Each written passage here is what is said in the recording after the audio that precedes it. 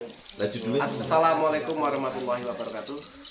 Kembali lagi ke channel Wahana Tani. Sahabat channel Wahana Tani, kali ini saya ketemu kembali, kedatangan tamu kembali, seorang penyuluh yang lagi viral, penyuluh yang lagi disuarakan di antara beberapa penyuluh di Kabupaten Pasir. Tentunya dengan kinerjanya, dengan kegiatannya, dengan langkah-langkahnya. Makanya itu tetap di channel Wahana Tani. Jangan lupa subscribe, like, and comment. Dan biasakan tonton sampai selesai biar tidak penasaran. Oke sahabat, ikuti selanjutnya.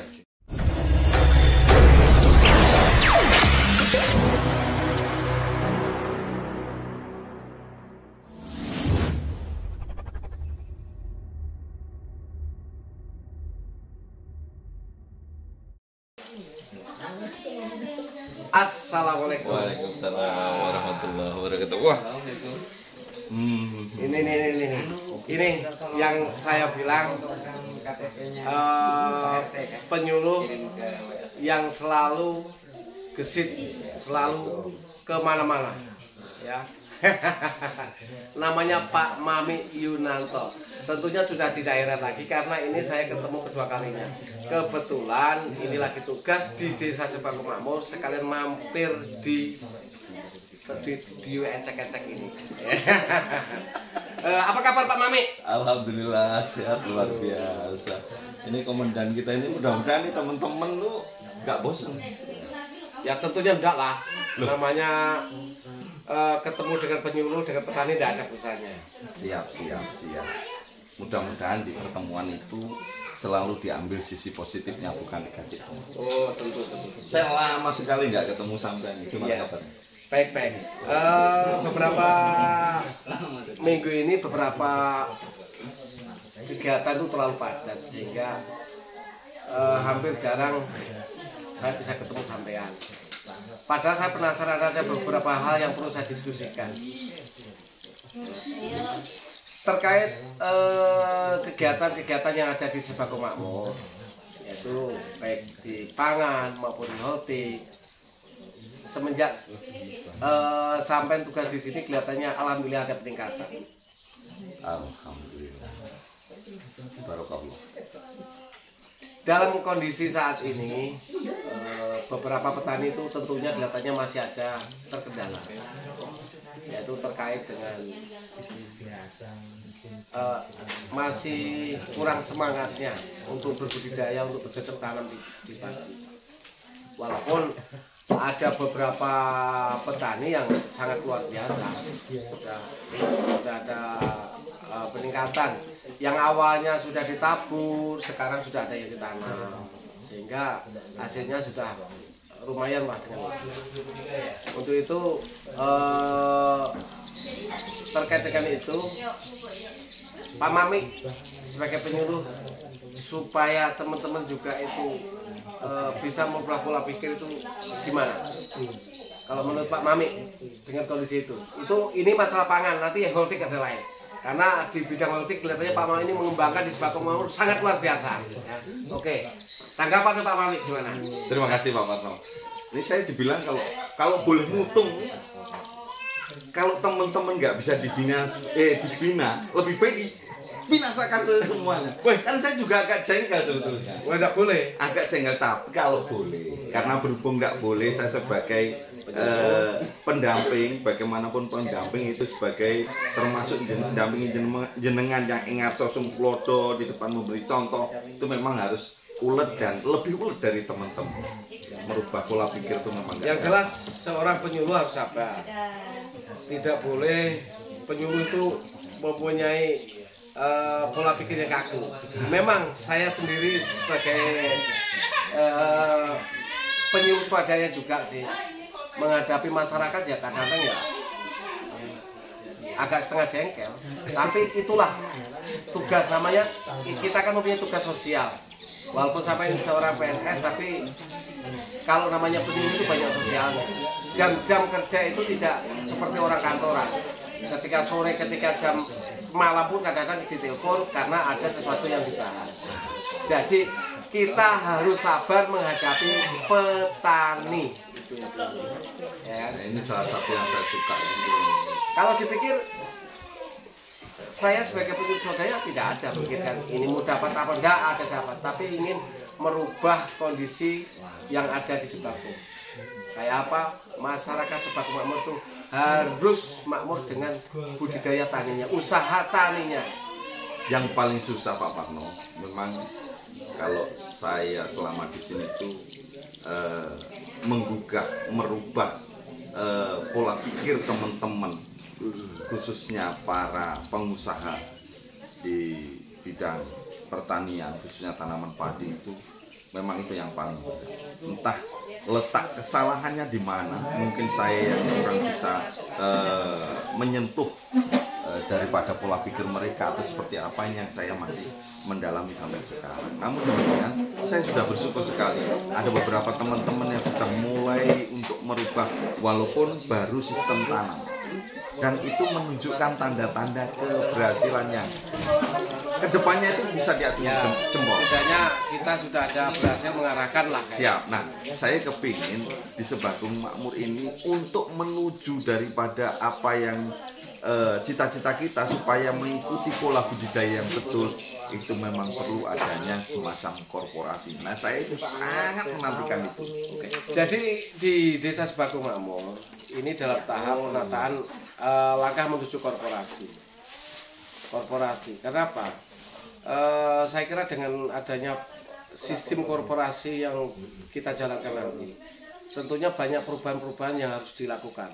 Dari mulai budidaya, dari mulai penyerapan hasilnya, dari harga, itu sudah bisa memberi semangat oleh petani itu sendiri. Karena jika itu dilakukan, insya Allah petani itu tidak ada namanya petani yang ogah-ogahan untuk usaha taninya. Nah, ini yang saya tunggu-tunggu. Karena mana? Biasanya teman-teman bohong loh. Kadang saya berpikir tuh Pak Parno, bohong loh. Kalau petani itu ternyata tidak punya apa-apa. Nyatanya petani itu bisa menyekolahkan anaknya menjadi seorang polisi, bisa menyekolahkan anaknya menjadi ke jenjang yang sangat tinggi. Walaupun ketika kita bertanya dengan mereka, Pak, nah itu.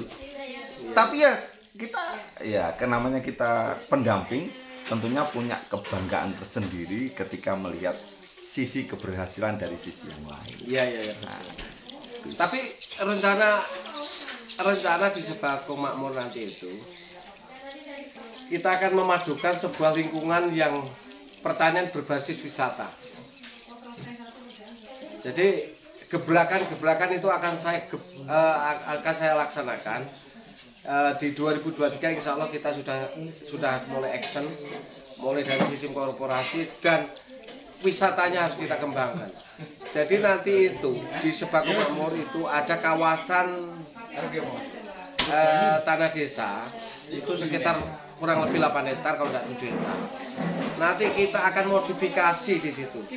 Kita modifikasi, kita buat sebuah agrowisata berbasiskan pertanian. nah ini Pak Parno, ini kayaknya perlu dikaji dulu permasalahan.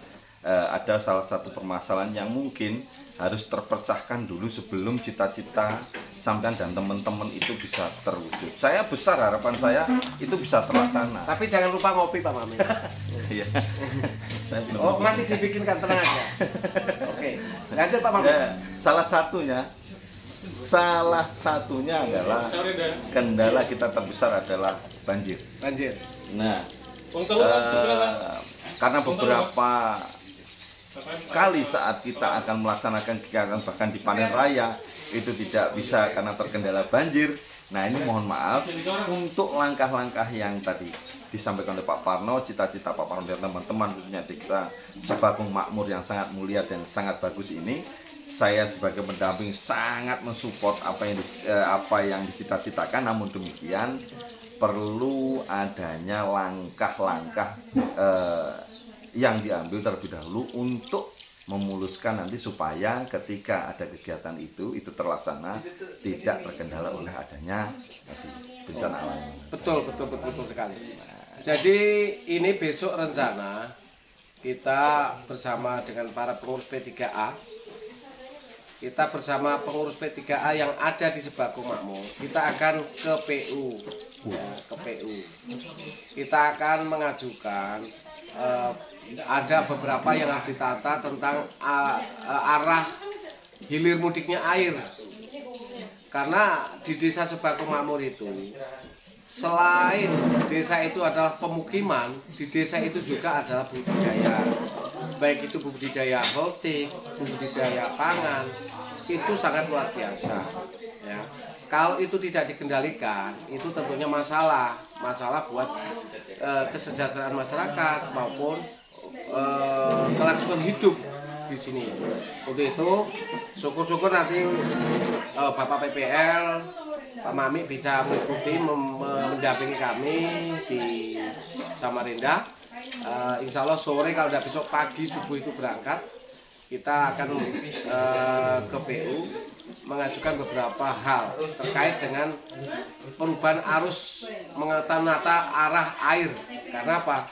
Kalau selamanya kayak gitu, insya Allah kita itu ya terkendala dengan itu. Sehingga apa? Yang namanya di sini lumbung panen, lumbung aktif itu namanya aja. Petani semangat nanam, petani sudah berhasil nanam. Ketika musim panen banjir selesai. Nah, itu adalah salah satu tugas pemerintah untuk menjadi petani. Ya, kalau itu selesai, insya Allah aman. Oke, Pak Parno, kita sinergi sama-sama mensuarakan atas keluhan daripada tingkat terbawah teman-teman kita. Nah, ini saya juga sudah sangat bangga sekali, sangat bahagia sekali. Beberapa waktu yang lalu saya ingin sebetulnya di kawasan kita selain memang sentra hortik dan padi, ketika teman-teman datang ke sini itu ada yang bisa dilihat. Dari sisi ada jambunya, ada sesuatu yang bisa dinikmati langsung. Nah, beberapa waktu yang lalu desa sudah mengalokasikan itu dan sudah merealisasikan itu. Tinggal teman-teman di tingkat bawah lagi, saya kepingin nawaitu itu juga dilaksanakan bersama-sama. Bukan hanya sekedar nawaitu teman-teman. Kalau itu sudah Pak Mami. Jadi di desa itu anggaran 20% sudah dialokasikan untuk para petani, untuk para masyarakat, untuk meningkatkan taraf hidupnya mereka. Jadi bisa dia itu budidaya jambu tabulapot. Nah, di lingkungan, minimal diawali di lingkungan, di depan rumah, di samping rumah, itu sudah bisa menghasilkan. Nah, di selanjutnya di desa dengan kawasan tanah desa itu nanti kita akan cetak, kita akan buat sebuah kawasan yang bisa dicontoh, yang bisa dilihat. Di situ bisa ditempatkan sebuah lembaga tempat pembelajaran. Ya. Bukan orang Sebako Makmur aja, tapi siapapun bisa belajar di situ. Karena di situ nanti ada tempat pemancingan, ada budidaya jambu tabulapot, ada budidaya hortik, ada budidaya padi. Gimana cara budidaya baik dan yang bagus, yang benar. Mantap. Itu terkait dengan Pak Mami. Untuk mengikuti hal selanjutnya, karena ada iklan yang mau lewat, ikuti selanjutnya. Saya dengar ada yang panen ratusan juta ini cabai kita. Ada, nanti kita bahas selanjutnya. Oke. Kita tunggu sama iklan yang lewat ini.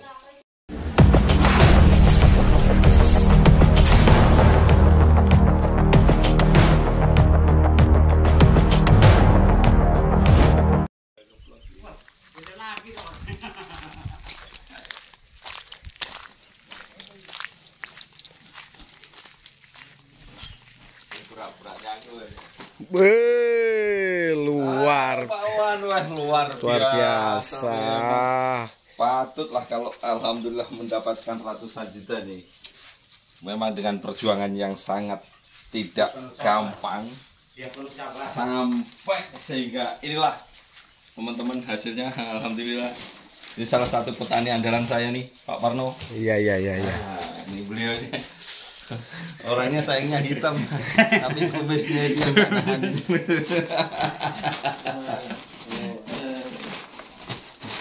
Ini kenapa disendirikan, Pak? Taruh atasnya. Oke. Cara nyusunya ya. Masuk. Oke, masuk. Berapa orang panen Pak Nur? orang sendiri. 5 orang. Cuma tambah ayah sama siapa ya? Oh, Ayar ikut. Mama ayah. Mama Ayar. Yuk, masukin dong. Masuk aku Kalah betul kalau ladong. Kalah kan? Kalah. Ladu itu? Mana ada? Aku plus ini. Oh, kamu plus ya. Kalau enggak plus ya. Silan.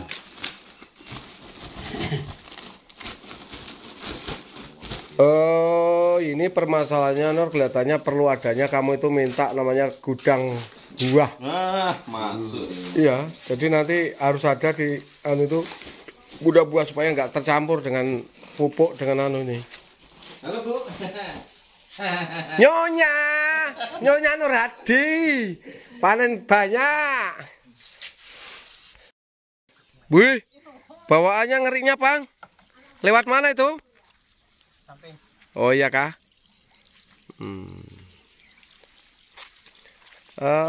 Ini sahabat channel Warna Tani. Kita sudah di titik lokasi untuk kebunnya Pak Wan. Nah, ini salah satu cabai yang pengembangannya dibina oleh Pak Mami Yunanto. Nah, ini pengembangannya sangat luar biasa. Wah, buahnya sangat ya beginilah. Ini alhamdulillah ini adalah perjuangan Pak Wan yang kedua setelah memang kemarin rencana kita mau adakan panen raya bersama teman-teman kedinasan baik provinsi ataupun dengan kabupaten sesuai dengan rencana kita Pak Pano, tapi pada saat itu wallahu alam ada kegagalan. Namun demikian akibat daripada keuletan daripada Pak Wan Nur Hadi sebagai petani hortik, alhamdulillah akhirnya membuahkan hasil. Ini sudah panen kayaknya sekian kalinya, jadi buahnya sudah agak berkurang ya sahabat ya, tapi masih banyak. Kalau tidak salah sudah lumayan tonasenya dapatnya, bukan kintal lagi, tonase ya. Jadi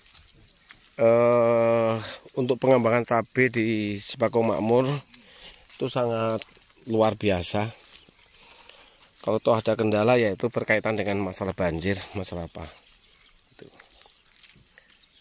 Mau kemana Pak Mami? Kok jauh betul? Udah dipanen kok. Udah dipanen situ. Sini yang belum. Lagi istirahat. Para tim pemanen lagi istirahat.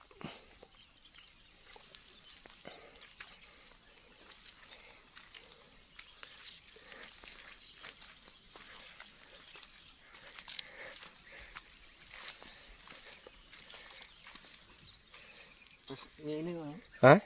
nyendangnya kotor. Iya. Memang luar biasa bibit ini Mas Yus. Asli tak akui. Hebat ini. Situ. Kalau ladu kalah dia.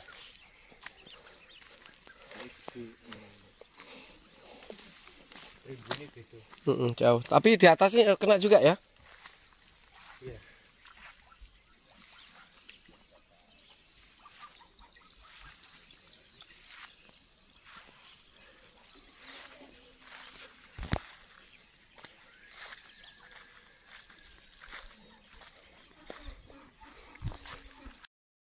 Oke, kembali kita lanjutkan dialog tentang percabean. Ya. Setelah saya ke lokasi perkebunannya Pak Wan Nur Hadi, ini sahabat channel Watani bisa melihat inilah hasil panen yang dihasilkan oleh Pak Wan Nur Hadi. Nah, sambil bincang-bincang di sini ada juga PPL-nya. Ada Pak Wannya mengenai hasil cabenya Pak Wan ini. Ngomong-ngomong Pak Wan, ini cabai ini sudah petikan ke berapa Pak Wan? 11. Sudah petikan ke 11, sahabat channel Warna Tani. Petikan ke 11 ini masih panjang-panjang, masih luar biasa nih, masih luar biasa bagusnya. kualitasnya masih super. Kualitasnya masih super. Tentunya ini mempunyai trik-trik yang luar biasa. Jenis jitu dan Nah, ladu. varietasnya ini kemarin diarahkan oleh penyuluhnya ini kalau mau bagus jenis itu. Ya ini sudah. Jadi mulai awal perencanaan tanam sudah kita itu selalu komunikasi. Bibit apa sih yang bagus, yang cocok di desa Sepaku Makmur.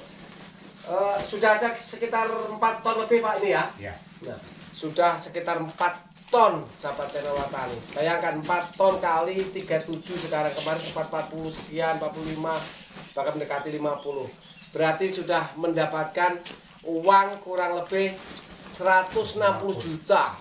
Nah, target dari Pak Owan Nur Hadi tidak terlalu muluk-muluk 200 juta. Sementara tak lihat tadi di pohonnya. Kalau 100 juta lagi masih dapat, sangat luar biasa enggak teman-teman? Ya, luar biasa. Ini kelebihannya jadi petani.